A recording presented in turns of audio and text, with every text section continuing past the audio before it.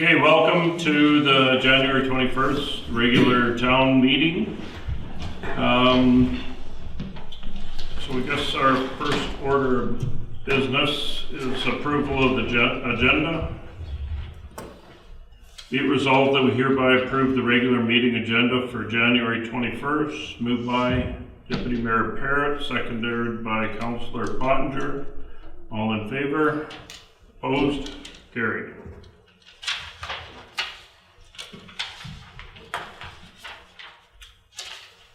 Everyone received the minutes. Be it resolved that we hereby approve the minutes of the regular meeting held January 7th, 2025 as circulated. Moved by Councillor Nadeau, seconded by Councillor Kostenchuk. Any questions? All in favor? Opposed?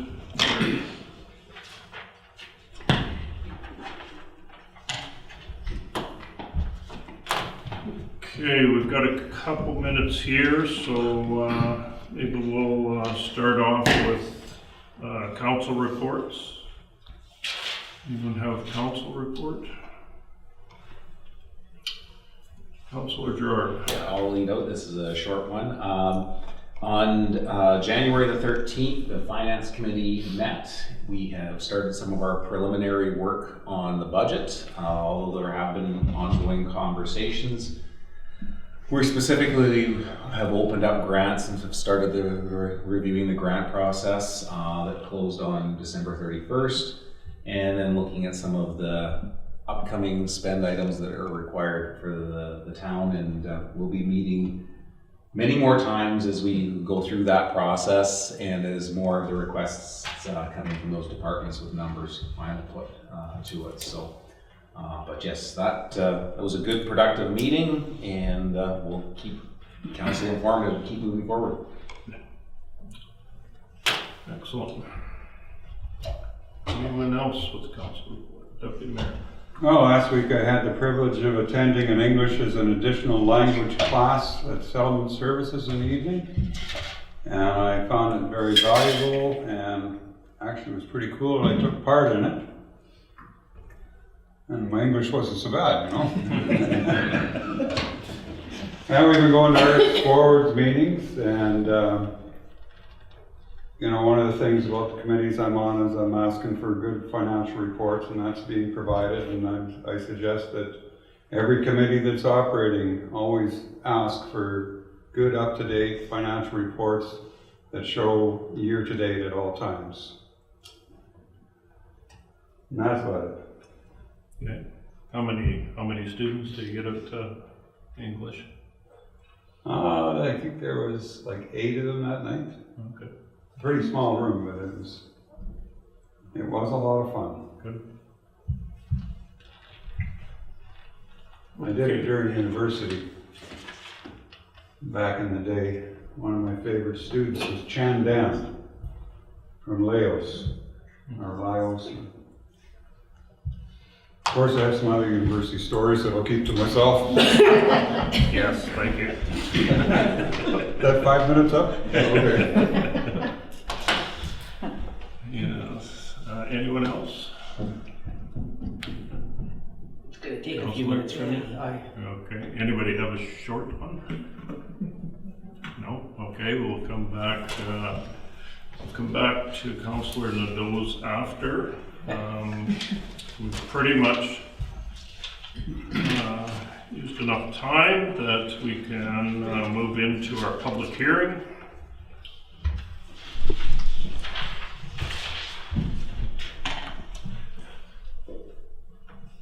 Okay, be it resolved that we do now open this public hearing to hear representation on variation application V092024 of Zen Developments. Moved by Councillor Kostenchuk, seconded by Councillor Gerard. All in favor? Opposed? Carried. Okay, Scott, that looks like you're up. Perfect. So the application for this variation is V09-2024N The current owners of the property is the Zen Developments Limited, and the current applicant for this variation is John Lavish. The variation that's being proposed is to reduce the number of off-street parking spaces for a commercial building from the required 44 parking spaces to the proposed 34 parking spaces within the commercial central CC zone. The area affected is 342 Mountain Avenue, lots B, D, E, G, H, K, L, and M, Plan 62-813. And the reason that we would be in support of it is to fill the subdivision requirements to sever a 443 square meters or 4,769 square feet of land from the noted property. Notices have been circulated within accordance to the Planning Act, 100 meters around the property, and we have received a couple comments from surrounding property owners. The first one I'll read is from Sherry Hawken from Grit Forest Gym. It reads as, Dear Neepawa Area Planning District, I am writing to express my concern regarding the application to reduce the number of parking spaces for the commercial building at 342 Mountain Avenue, as well as the inclusion of a subdivision in this proposal application V09-2024N. As someone who regularly observes the use of this parking lot, I can attest to the fact that this is consistently at or near capacity on a daily basis. The variety of businesses operating out of the old co-op building attracts significant foot traffic, with many people coming and going throughout the day. Reducing the number of parking spaces would likely create challenges for patrons and staff, potentially deterring customers and negatively impacting the businesses located there. Adequate parking is essential for supporting the needs of the community and ensuring accessibility for those who visit or work in the area. I respectfully urge the Planning District to consider the current parking demands and the potential impact that the reduction in spaces could have on both the businesses and the broader community. Thank you for your time and consideration. Sincerely, Sherry Hawken. And the other one is from Michelle Gerard. It reads as, Hi Jeff and Scott, I have received a notice for a variation for the parking at 342 Mountain Avenue. I am opposed to the variation. He is asking for 10 less parking spaces. This is all the extra parking spots he needed for a new Harris Pharmacy building. Over 20% less than what is required for parking in the commercial area. Why would we want to start this precedent? Others have been turned away for wanting to change parking requirements. Not sure we should approve this one. Thanks, Michelle Gerard. And that's all we have received. Question. Yes. It says from 44 required to 34, but that 34 we would have to assume that that's including 7 that are partially on town property and partially on. There would be 8 that would be partially on town property, because that would include a potential handicap spot. Sorry, what was that again? There would be 7 standard parking areas with 1 additional handicap, so there'd be 8. Partially on. Yes, correct. Okay. So realistically, they should be asking from 44 to 26. Well, it would be assuming we going with the same basis as what was granted for Grit Forest Gym. There would be a sidewalk that would be running through continuously.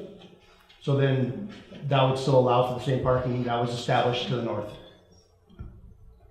But we are looking at 18 spots. If we were to grant that, then it would be down to 10 spots. He's still short. Yes. Okay. From 18 to 10. Yeah. What is the percent if you were to, you get normally a 15%?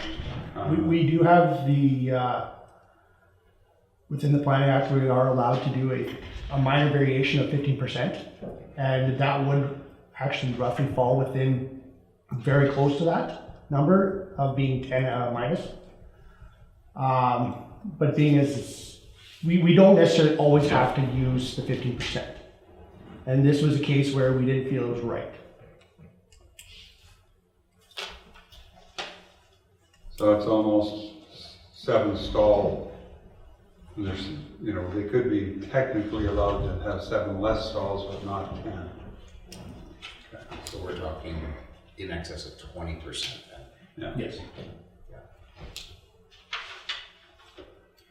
There's still one person left. Yep. Any other comments, Scott? No, any comments from the audience? Kathy, if you'd like to come up to the front here, that'd be good. I saved you a spot right here, Kathy.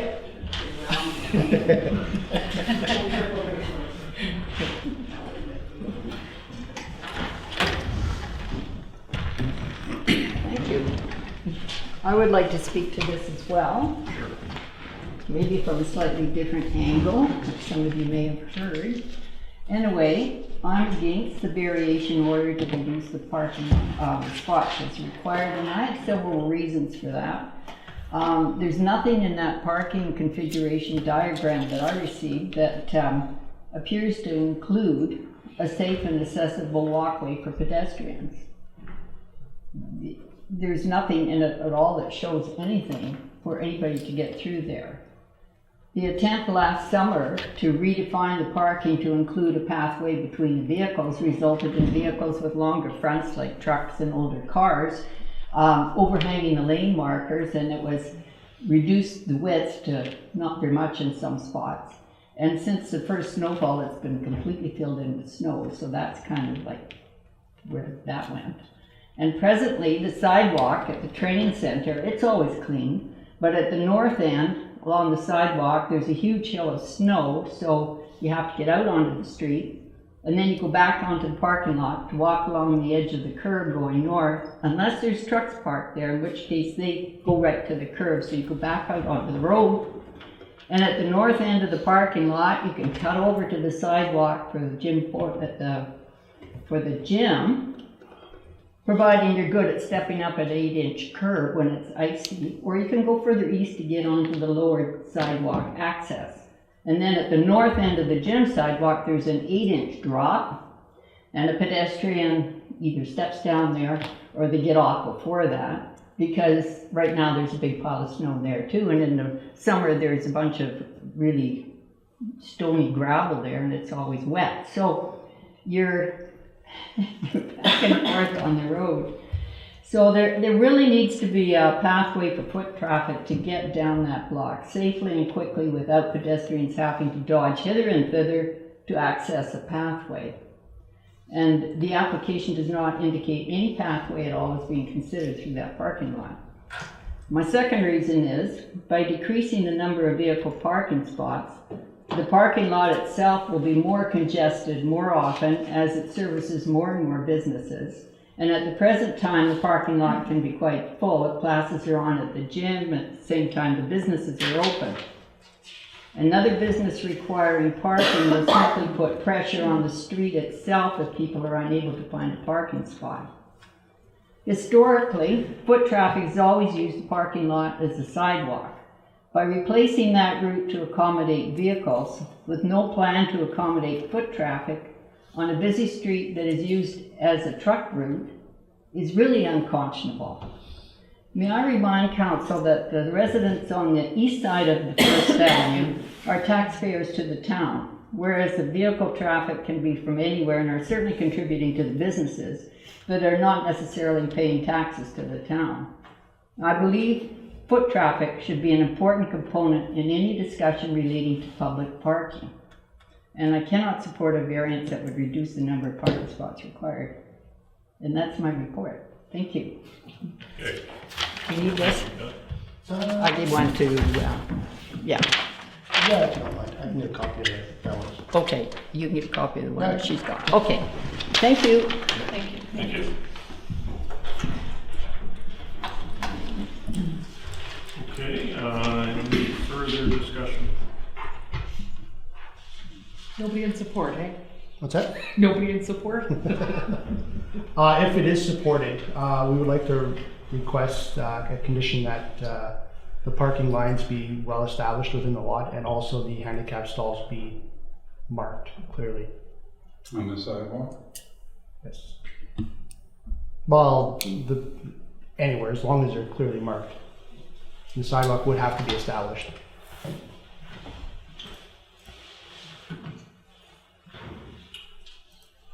And also, some sort of agreement if the town does decide to, or if council does decide to approve it, have some sort of agreement as well, similar to what was done with Grit Force, to allow the access on the town property portion. So looking at the site map right now, as Kathy had stated, there is absolutely nothing for a sidewalk. It is just parking. Correct, but when I actually did scale one out with the similar parking requirements, it does still allow for a sidewalk. Where is that sidewalk located? Oh, and this would be on the street then? Yep. If you want, if everybody else wants to, you can pass it out if you want. It would just be continuation from Great Force right down Yes. first Correct, yes. sidewalk. Well, it'll have to jag over them. Well, I believe there's, Because Grit Force is right in front of the gym. to the west, and it would be runs directly Straight. north-south, and then I believe the intention is that actually gonna kind of tie in with the their nurses training center. Denise, if we're able to speak on that one. Yeah, we do an extension of our sidewalk and curb the lines.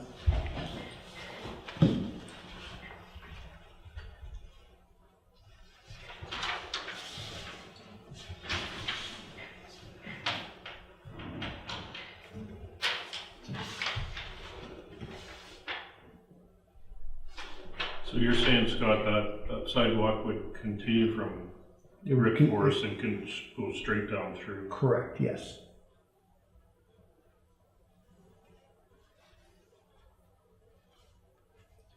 But then would there be an allowable access there off First Street into that parking lot? There is an access between the training center and that parking lot, or where the proposed subdivision is going to be. There is access into that parking lot through there. Okay, so the sidewalk ends at the proposed subdivided lot? No, it would be continuous right through. Whatever building that would. Straight through? Yeah. So whatever building would then have to accommodate that sidewalk? Correct.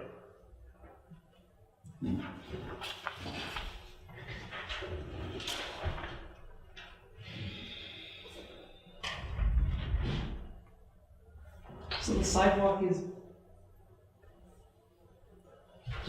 on my plan, is it in this driving area or is it between these? Between those two, right there. Okay. Between, in the midst of this. Oh, yeah. It would just be physically putting a sidewalk, whereas right now it's just a space between those parking Yeah. spots, right? Like, it's creating a physical sidewalk, Yes. right? Right. Yeah.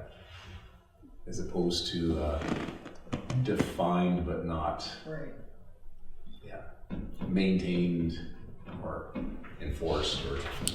So it's a 5-foot wide sidewalk too, Yeah. which is the new standard. So, Kathy mentioned how the Grit Force sidewalk's really well taken care of. Would that be taken care of, who would be cleaning the sidewalk all the way through? Would it That'd be just the- be in that'd front of be the the- business owner? That'd be the responsibility of the property owner. Okay, That's an agreement, Jason, we have Right. to have with any property. As a business owner, you are responsible for sidewalks in front of your business. So who would ever be that property owner would be ultimately be responsible for clearing those sidewalks. right. Even if there's not even it would be just a perceived, like that, it would be, it would be responsibility of any property owner to go do that timely to ensure safety. That's always we see there's abuses of that exist today in other areas, so. But there's not an active business in place. And it would also have to be a raised cement sidewalk, not just painted lines on the Right. asphalt. Yes. Yeah. It's a physical. Okay, Any further questions?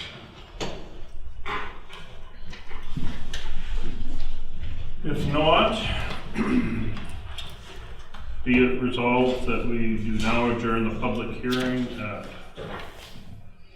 7:21 p.m. Moved by Councillor Kostenchuk, seconded by Councillor Nadeau. All in favor? Opposed? Carried.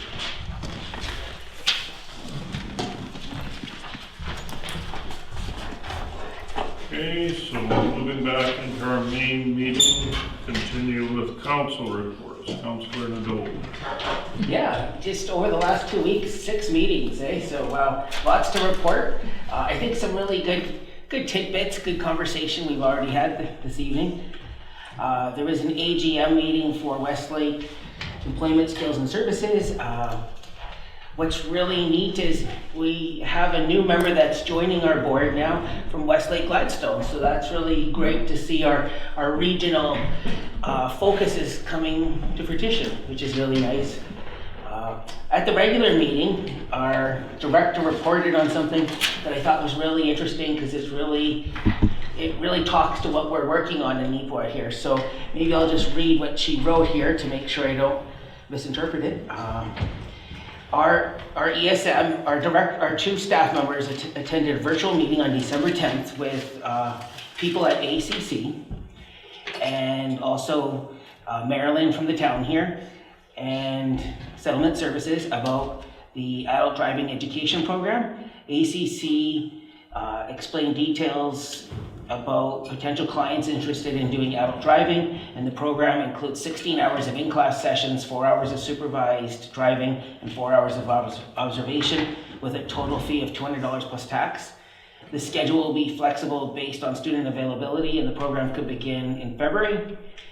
They just need at least 5 participants to enroll. So to see, more training and schools right here locally, right in Neepawa, is really good. The information is right on Facebook right now, so hopefully that runs. That's something that we're really looking to run. Another couple meetings I went to was the AGM of the WMRL, the Western Manitoba Regional Library, and the chair has agreed to stay on for another year and the vice chair.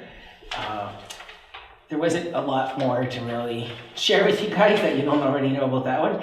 However, at the regular meeting, we talked about how there was a fire at the Shoppers Mall, and it did affect the Shoppers Mall library location. All the books were damaged from smoke, and they're temporarily relocating the library from where it's located normally in the Shoppers Mall to where David's Tea was. So that's even a little more access. It's not quite as large of a space, but the other thing that we talked about too is in January here, finally it's coming, BP's tour. So BP is a children's entertainer. They're coming to all the libraries within the WMRL, so excited to see how that goes.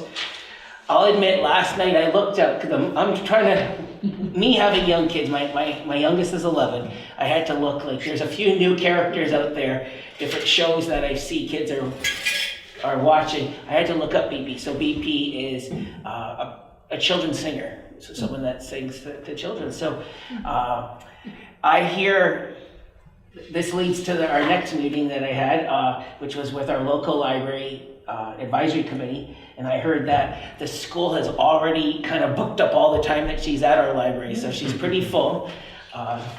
Hopefully there's still some sort of space where if you want to come bring your child or come see BP from the public, hopefully that's still available. Just some statistics to share with you, a really neat improvement. We average about 1,400, our circulation is about 1,400 items a month. However, in November, we went up to 1,548 items, so we seen an increase. And then in December, it went back down to the 14,000. Just to give you a comparison, Shoppers Mall Brandon is circulating about 4,000 items. And then the larger location in Brandon downtown is 6,300 items roughly. To give it another rural branch, Carberry, almost 1,000, so just shy of 1,000. So we do okay. but we know that we're using our library beyond just the circulation items. So our local library board is looking at making sure we have some of those door counters and things to allow us to see the true numbers, because we know we run so many programs. Our facility is being used constantly by large numbers of people, and it's more beyond. And so many people just come to the library and they sit and use the library itself, you know, and they don't ever have to take out their library card even. It's a nice public space. People could come to a nice warm space. Last night when I was there before it closed, there was a couple patrons, you know, looking at newspapers and things. So it's really a nice place to go and get out of the cold and have that public service. What's interesting, which is good, is we're really seeing a bigger and bigger uptake of our Saturday programming. So Saturday, the library is open 10 a.m. to 2 p.m. The push is to continue seeing those hours grow. But we're really seeing some really good numbers now in our building on Saturdays. Again, Monday to Friday, it's open 10 a.m. to 5:30 p.m. And Thursdays, they're open till 7 p.m. So there's a late evening. And we're starting to think that residents are really seeing that now, especially with the cold. We're getting some really good numbers. So our library is pretty busy. Some current programming to share with you. There's story time on Fridays at 11 a.m., baby time on Wednesdays at 10:30 a.m.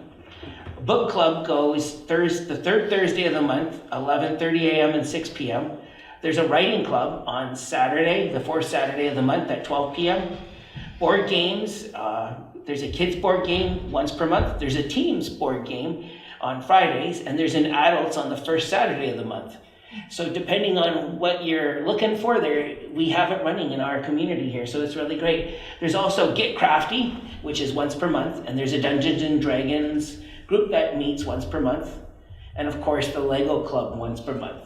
I'm looking at you, and you guys are like, wow, this is amazing. So this doesn't even include our book clubs, you know? So there's a lot of book clubs. We also have one-offs, of course, too. So there's different Switch game nights that just seem to pop up depending on demand. And the Christmas kids had a Christmas tournament, and Santa Christmas themed scavenger hunt, and both adults and kids. So lots going on at our beautiful library. Our new librarian was actually, she got her photo and just a little story about what she was reading during Christmas and stuff. So it made it into the Brandon Free Press, I believe. And thanks to the photographer, Owen Devenol, took the photo, and it's quite the photo actually, and it made it to the Winnipeg Free Press also, so it got republished. So Neepawa is getting out there in the community, so that's good to see. I'll switch over to another meeting I went to. So this is a meeting I haven't really gone to before. This was my first one, and it was a really good group of people, very passionate. It was the Neepawa District Veterinary Services Board meeting. So they hadn't met for quite some time, approximately 15 months. So it was nice to meet again. And we got to talking about how difficult it is to attract and retain our staff. So we had a new vet, as you know, start here in May. So we have 2 vets working out of the clinic there. We have enough room to have 3, but we do know that Dr. Foss retired now in November here, quite some time ago now. So we're just looking at, that's another thing that needs to be, I think, on our radar. And as a board, we discussed that. You know, it's funny, I have kids that are in grade 11, so they're ready to start making their career choices where they should go training and stuff, and U of S is the closest training facility if you want to get into veterinary medicine. They only take those 70 grads per year, and out of those 70 grads that they graduate, 15 of those seats are Manitoba subsidized seats. So we really need to start advocating provincially and start looking to get a larger increase. It's gotten to the point where Alberta has actually created their own vet school now, and Ontario has their own vet school. So we're servicing BC, Saskatchewan, and Manitoba with those 70 seats. Our vet kind of stays attuned to how many vets Manitoba needs currently. Currently, she figures, just from the ad she sees, we're actually short about 60 vets in Manitoba alone. So looking at those daunting numbers, it shows you how important it is. So I started us talking on it and we kept going. So we had some really good conversations, and we also talked about something as simple as vet techs. They're also in high demand. The average vet tech lasts about 5 years, and you have to go to Red River or Lakeland. So it's a 5-year lifespan because people want to keep doing more. They don't just stay complacent in that one role. So I thought that was really good. We really had a really good evening there, and even when the meeting ended, people didn't want to go. They stayed. So that was really nice to see too. But our current facility, as it is, can hold another vet, so it would be interesting if we could ever attract, and we do put the odd postings at different places. So our vet, of course, Liz, she is posting in the current places.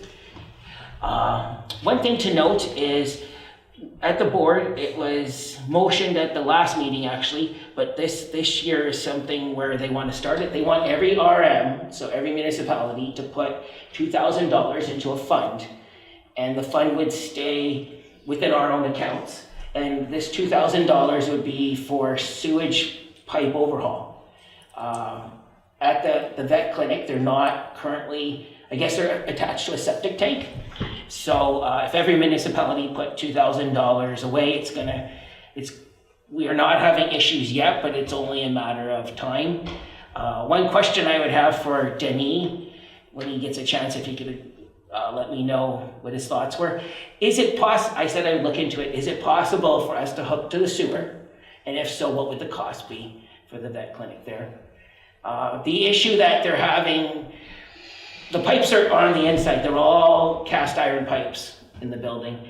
And the problem with it is the pipes are right into concrete. So in order to replace those pipes where they're having the issues, it's not even the septic tanks itself. Like, economically, it's probably better just to leave it septic. It's the pipes that are in the building that have just gone through changes. So lots to report here. I think I hit all of my meetings there. We just went past our normal meeting time, eh? Sorry about that. Lots of excitement going on in Neepawa, so nice to report to you guys. Thanks. Okay, thanks, Jason. Alright, Yes, Councillor Sisson. mine will be much shorter. Though that was great information. Yeah. And I can't imagine having to move a library in the Shoppers Mall. Oh, yeah. That's crazy. I wanted to congratulate Roder's Bakery on their grand reopening, which was last Monday, January 13th. It's been a long haul for them, so it was nice to see them get open, and it looks fantastic inside. And I've heard rave reviews about the food. I haven't had a chance to get there yet, but yeah, I've heard a lot of great things. So, the Neepawa Chamber will be hosting a morning coffee chat on February 5th at 8 a.m. at the Chamber office. The guest speaker for that one will be the Fire Chief, Eve Gillis. Please RSVP to Jennifer at the Chamber office if you're planning on attending that. Neepawa Economic Development, Westlake Employment, and Neepawa Settlement will be hosting a job fair on February 27th at the Legion. If your business is looking to fill a job vacancy, call Marilyn for details and to register at 204-476-7607. There is no cost to participate in the job fair. And Cass just wanted me to let everybody know that campground bookings will open April 1st. The previous site that the town had for campground booking has folded, so there's a new site called Let's Camp. Now this site is also the same site that parents will do swim lesson registration on. So you just need to create one username and profile for this one. The swim lesson registration schedule is online. It is not open yet though, and I don't have an exact date of it. So, but she just wanted me to let everybody know that it's a new site and you will have to register and log in for that one. So. Excellent. Thanks, Yvonne. You just had, what, 35 below? Yes. All right. Wishful thinking. Yes, it is. Anyone else? Seeing none, we'll ask our manager of operations, Denise.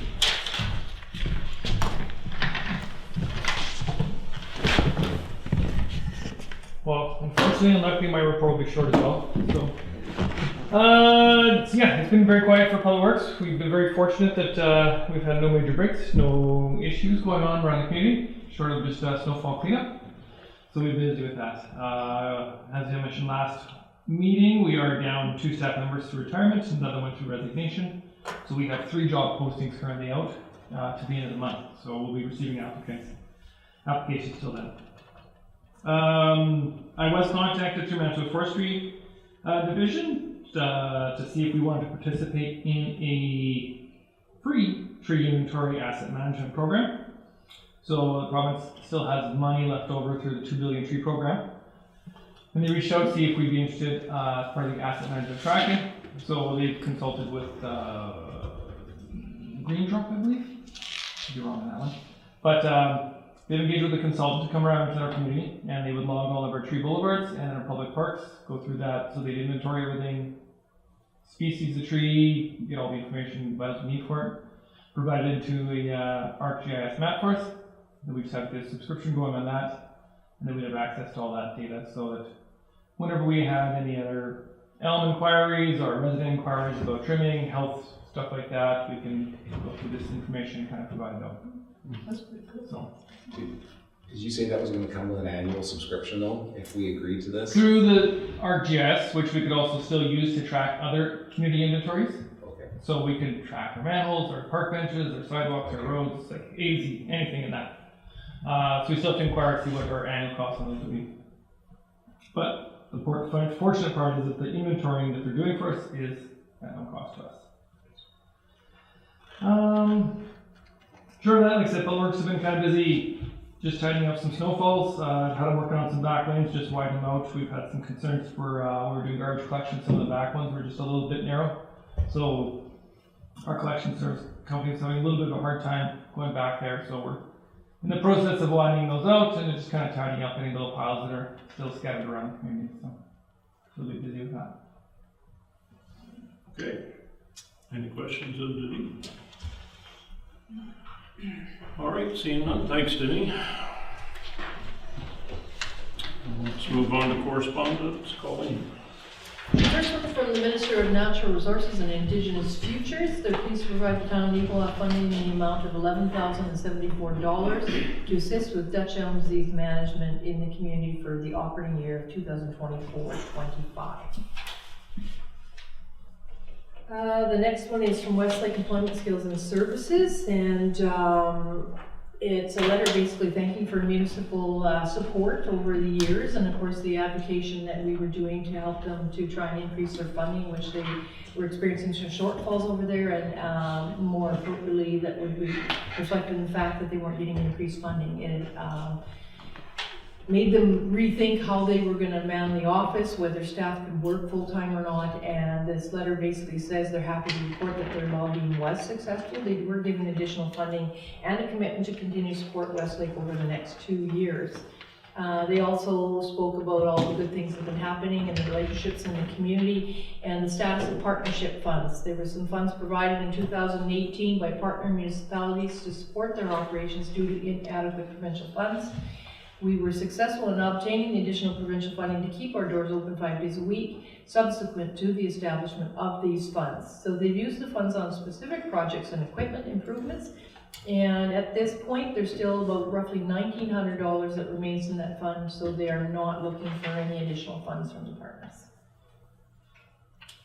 And the last one I have is from the Office of the Fire Commissioner. This is the Shared Health Fire Sprinkler Installation Update. In 2016, the Manitoba Fire Code legislation was enacted requiring all hospitals and personal care homes to be retrofitted with built-in fire sprinkler systems no later than January 1st, 2026. So they provided a list and talked about retrofitting on buildings located in a number of municipalities, and they understand it may not be completed by January 1st, 2026. So compliance with this particular legislation for the Manitoba Fire Code is mandatory. The Fire Prevention and Emergency Response Act requires the local authority to enforce the fire code within their boundaries. Hospitals and personal care homes are required to be inspected annually by the local authority in compliance with the fire safety inspections regulation.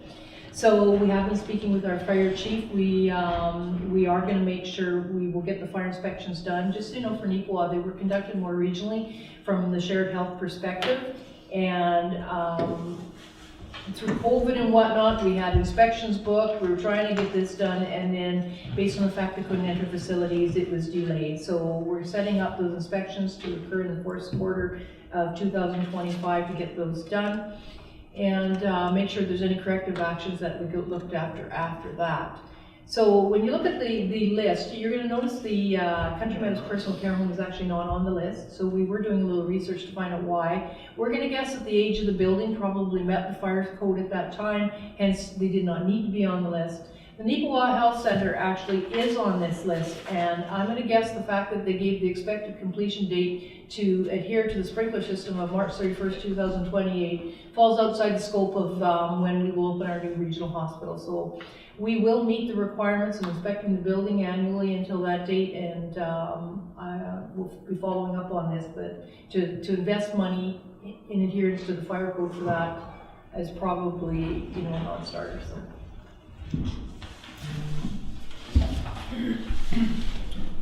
Okay, any questions?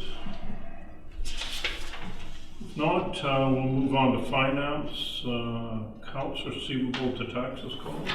So this particular resolution speaks to the enforcement on two particular properties that was done in the fall of 2024 to enforce property standards. They were given a notice requiring them to clean up their properties. They were subsequently sent an order to clean up their properties.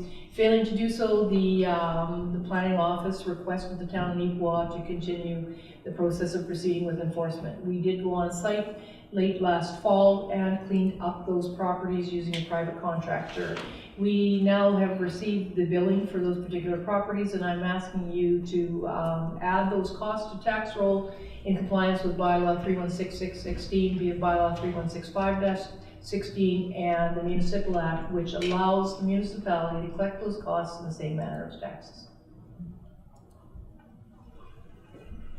Okay, so the resolution reads, whereas the town of Neepawa deemed it necessary to enter onto two properties for enforcement of property standards under bylaw 3166-16, whereas the Municipal Act provides the ability of a municipality to collect those costs incurred to bring the property into compliance with the property standards bylaw 3166-16 by applying those amounts to the tax roll of the affected property.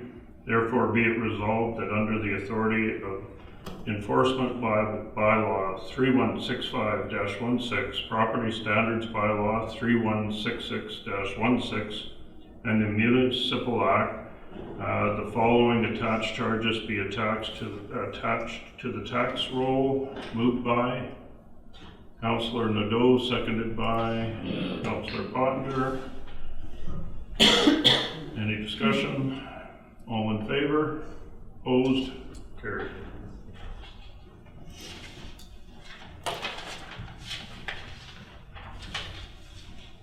Okay, new business calling. The first one is your variation application that follows on the heels of the public hearing you held at 7:05. Okay, resolution, be it resolved that we approve variation application V09-204 of Zen Developments respecting lots B and D, E, G, H, K, L, M, Plan 62813 at 342 Mountain Avenue to reduce the number of off-street parking requirements for commercial establishment building from the required 44 parking spaces to the proposed 34 parking spaces within the commercial central zone as required to satisfy the severing of 443 square meters parcel of subdivision 4437-23-8574. Moved by Deputy Mayor Parrott, seconded by Councillor Gerard. Discussions. I'd like to speak on it. This is a subdivision, or this is a variance related to a proposed subdivision requesting the required 44 parking stalls be reduced to 26 actual, but with an agreement with the town to allow 8 partial parking spots that are partially on town property and partially on the owner's property. Still leaving 10 less, which is greater than the 15% friendly variation allowance. And this will basically congest the area and really affect a lot of future decisions and past decisions. Okay, seconder. Or comment? Yeah, sorry. I'm just in going through the process of the public hearing. We did have people speak to it in opposition to it. I guess as someone who's been on council now for 10 years here, one of the things at our core is that we've always made a point of trying to set precedent, right? And when we have set precedent within our community, that we follow through. We've always tried to work with those that have done developments to see what we can, but in defending our downtown core, we've been fairly rigid. We've seen multiple applications come in the past where with the housing of that, and we've held that standard with some minor changes in the past. Just recently, in the past few years, we had another business owner that approached purchasing a business on Main Street, wanted to do some developments there that was going to require parking. We defeated that because we said that we had to defend that area. So in my mind as council, it's our responsibility, if we have set those precedents in the past, that we have to defend that and apply that rule fairly across the area. And especially to when we also had members of the community that are directly attached to the area that came in and spoke in opposition to it. So I won't be voting in favor of this particular motion. Okay, any other discussion? Councilor Pottinger? I too am not in favor of this motion. I often think as a driver, because that's primarily how I get around. But Mrs. Jasnick had a really good point about the safety with the walkways. There is no sidewalk on the other side of that street. And so if people are traversing that area on foot, it's further going to congest and make it a little bit dangerous perhaps. And from the number of to have 4 people actually engage at a public hearing is unusual. So I heard that, or I guess there was 3. I'm sorry. I heard that there was opposition to this and not a lot in favor. So I'm not for this. Yes. Councilor Costa. Yeah, I'm not in favor of this as well, just for the simple fact, we have a responsibility to uphold guidelines, and as Councillor Gerard said, we've denied in the past, and we have to stay in a straight path, and that's just how it is. So I'm not in favor. Okay, Councillor Sisseling? I think Councillor Parrott, when he first spoke, he touched on it, is that this is technically 18 spaces that they're out. We can accommodate 8, but that still leaves us 10 spaces, which is over the 15%, so I'm not in favor of this. Okay. Well, I'm the only one not to go here. You know, I've always stood for the following. We have rules for a reason and laws and bylaws, and we have to kind of try to follow those. And I just can't see us getting there with 18 or even 10 is pushing it. It really affects residents, it affects businesses. But I do see, like, there is things that could probably happen. to make something work. I don't know what that is, and that's not for me to figure out, but I think there's a way to possibly work with the applicant to figure out how to make something work that would meet all those standards. I really hope something could happen, so I would have to vote also not in favor.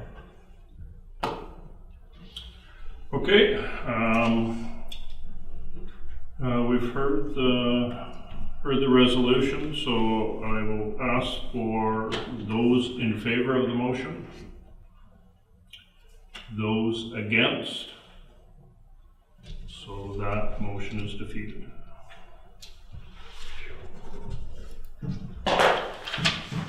So I'm going to ask, under the Authority of the Planning Act, the reasons when you reject applications now that you have to provide something to the applicant. Having listened to all of these around the table, the reason for rejection would be the inability to accommodate sufficient parking to meet the appropriate guidelines of the planning authorities and more appropriately our zoning bylaw, and of course in the impact on the central commercial zone by intensifying downtown. Is that acceptable?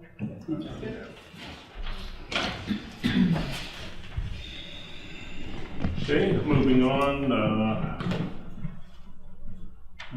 road work, new business road work.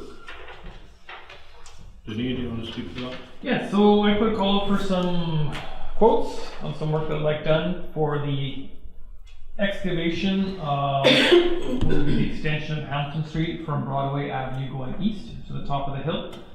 I kind of broke this apart from the separate of the whole entire road construction just because there was so much excavation work on this one and I didn't want to do it during spring or summer just because of the burden of heavy trucks and pedestrians and kids running around, so I thought off-season would be better. So for what we pay a little bit higher in construction cost for removal now, I think we'll gain hopefully by not destroying our streets with trucks driving around. So I did an invitation to 5 different contractors in our immediate surrounding area. We received 3 quotes back, Cost and Chuck's, P. Baker Backhoe, and Rob Smith and Son. When reviewing those quotes, we determined that, Matt Rempel, Pat Baker did not bid. So it'd be Rempel, Cost and Chuck's, and Smith. Matt Rempel was low bid on this project, so I believe he was 258. 246, 416 plus GST. Let's see if it's 258. So what kind of timeline are you looking at there for starting, Denis? We'll have a construction meeting kind of outlining that out, but ideally we'll be moving excavating faster than ground can freeze. So contractors want to move swiftly. So we have 25,000 cubic meters of soil to remove off that site. And then come spring, summer, then we'll look at reapplying the proper base material in there. And with having had such cold weather like frost, is it going to be No, so our recent excavations where we've been doing the land drainage sewer, anywhere where there's been traffic driving on it, we've been finding anywhere from 3 to 4 feet of frost penetration. Once we moved into the open field that had that great blanket of snow on it, we were looking anywhere from 6 inches to a foot of frost. So the excavators were having no trouble with 6 inches of frost. And that being on the other side with a huge accumulation of vegetation plus that snowfall covering it, I don't feel we'll have very much frost in that area to work with. So the bigger burden may be to remove those giant oak trees, unfortunately, that have to go out of there. But so this project also has some importance that we want to get moving on too, because the sooner we get the excavation work done on this project, we can get the Manitoba Hydro underground to our new lift station in place as well. So kind of a whole bunch of chicken and egg project to finish one before we get that one completed and kind of keep chasing ourselves. okay? Councilor question. You said 25,000 square meters? Cubic meters. Cubic meters? 25,000? How many cubic meters in a truck, roughly? Oh, Depends on the truck, 24 loaded. not even. Yeah, 20. 20 yards. on a truck. So we've got about 1,200 trucks of dirt. That's why I wanted a frozen street Yes. to drive on. Yes, good work. Just pointing that out, that's why it's so important that it's So done we'll now. probably, we'll be splitting the soil fill in a few different locations because there's so much of it. And then we'll also determine what classification of soil is coming out of there. So if we're seeing nice topsoil, we'll probably do a set aside stockpile to exhaust that. If we get into some siltier stuff, that's obviously garbage. We find some nice clay. Like I said, each component of the soil we excavate will determine how we're going to place it and where we're going to store it. Okay. Any other questions?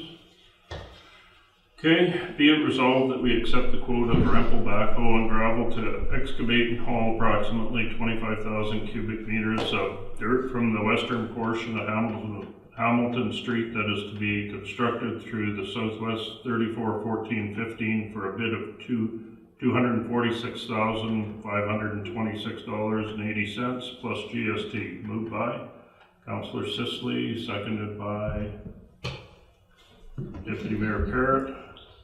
All in favor? Opposed? Carried.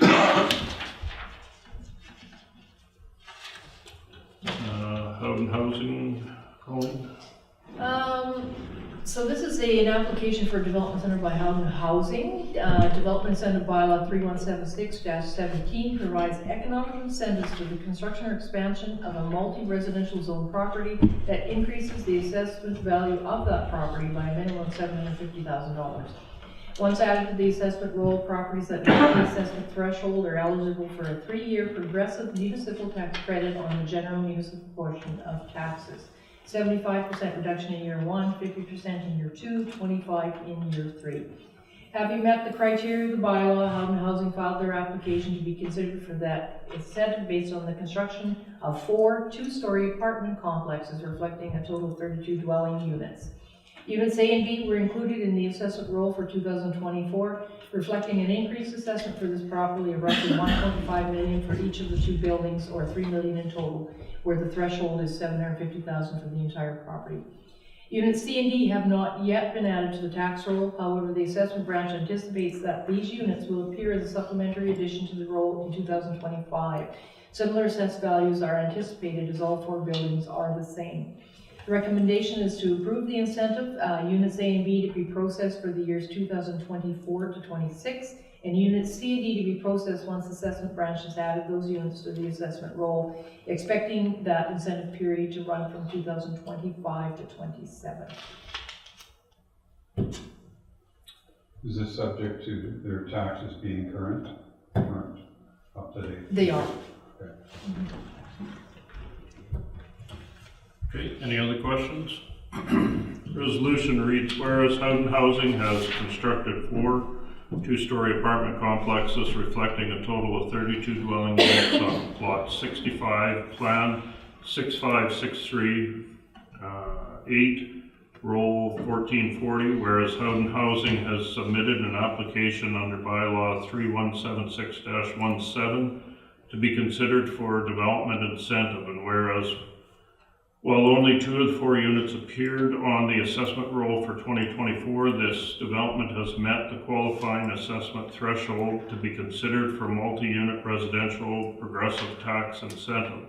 Therefore, be it resolved that we approve the application of Howden Housing, providing for a development incentive as per section 2.13 of bylaw 3176-17, resulting in the phasing in of the general municipal portion of taxes for a 3-year period.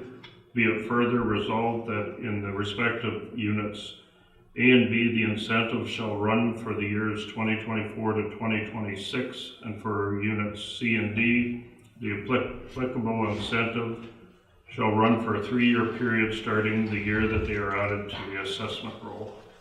Moved by Councillor Pottinger, seconded by Councillor Nadeau. All in favor? Opposed? Carried. And Valley's Edge going. So this next one is 10089-084 Manitoba Limited, or otherwise known as Valley's Edge on Mountain, or the Cameron Street Apartments. Everybody calls it something a little bit different. So the same incentive was applied for as in the previous resolution, and they met their criteria for the construction of a 36-unit apartment building at 351 Mountain Avenue. The development was included in the assessment roll for 2024, reflecting an increased assessment for this property of roughly 4.95 million, where the threshold was 750,000. The recommendation is to approve the incentive for the period running 2024 to 26. Okay, any questions?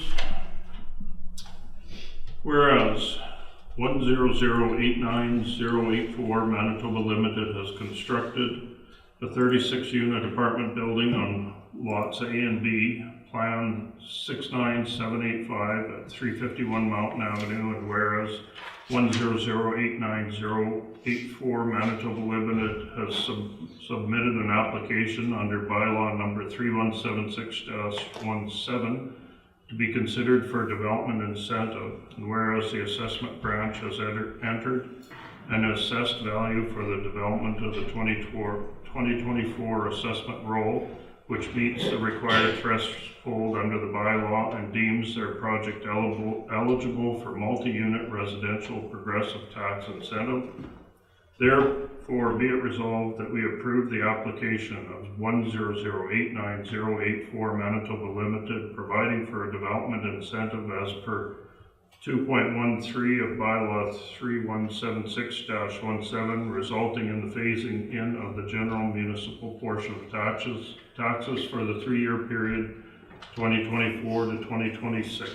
Moved by Councillor Sisley, seconded by Councillor Gerard. All in favor? Opposed? Carried. Physician recruitment, Colleen? So this is a request of the Beautiful Plains Physician Recruitment and Retention Committee. There might be others that actually would like to speak to this. We have, since probably the year 2011, used a portion of our budget, $2,500 to be exact, to go over to this committee to be used for recruitment and retention initiatives. We all know there's a shortage of doctors and possibly other medical type staff, mostly for physicians at the moment, but they're requesting an increase to $2 per capita, which would bump us up, to greater than, I think it's $11,300 and some dollars, I don't remember. But so from the $2,500, which was in place since 2011, to go to an increase to $2 per capita. Okay, any questions, comments? Well, I would speak highly in favor of this. We're also asking that the other municipalities surrounding us contribute as well, and I believe they are. This Physician Recruitment and Retention Committee has been ongoing for several years, and it has resulted in the continuous flow of doctors into this area. We currently have Dr. Lichet coming in the fall, and we're working on 2 other doctors who are one is taking an extra year's training to be a little more talented here, and another one is currently doing locum service, and we're doing what we can to entice her to stay. And we've got, I believe it is 8 doctors going in the one clinic, and Dr. Kazaniak in the other clinic. And this, in a time when we are surrounded by communities who are struggling, trying to keep a doctor and get one there and then keep them for more than 1 or 2 years, which is also a problem. We're doing fairly well, and we should give a lot of credit to this group of committee, which is headed by the doctors and has municipal representation. But it's their efforts that have kept this community alive in our medical world. So yeah, we'll support this. I'll support this. Yeah. No, good comment. Anyone else? Okay. Resolution reads, be it resolved that we approve increasing the annual grant to the Beautiful Plains Physician Recruitment and Retention Committee to reflect an amount of $2 per capita starting the year 2025. Moved by Deputy Mayor Parrott, seconded by Councillor Sisley. All in favor? Opposed? Carried. Okay, and what looks like our last one, parks events permits. So this is a new policy to establish procedures and processes and permit fees for the use of public town-owned parks, possibly the use of the street events, and of course parade permits. This is to give, I guess, some concrete documents in support of what we're doing already. We require people to fill out forms when they come in here and want to segregate or portion off a piece of our park for a specific event, you know, and it takes a look at whether they need picnic tables, are they using the cook shack, do they need garbage services, do they need barricades. Those run at a cost to the town. So when we look at anybody for a specific use or personal use, we would like to put in print our ability to charge and outline those fees to people early in this year. We're getting requests apparently to book part of the parks and different things, and we want to put it in print so that it's very clear where we're going forward. Okay, any questions? Straightforward. Be it resolved, we approve policy OP-PK-010, being a policy to regulate processes and procedures and establish permit fees for the use of the town's public parks and streets. Moved by Councillor Kostenchuk, seconded by Councillor Pottinger. All in favor? Opposed? Carried. Any other business before we close?